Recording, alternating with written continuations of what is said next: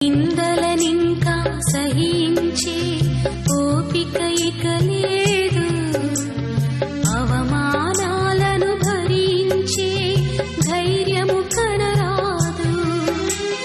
నా ఉనికి అందరికిలలో భారంగా ఉంది, దుఃఖముతో కంటికి కునుకి కరువైపోయింది. కనికరించి తనైనా నా కరమందుకోవయ్యా, ఎవరు లేరయ్యా, నీ ఒంటరి దాననయ్యా.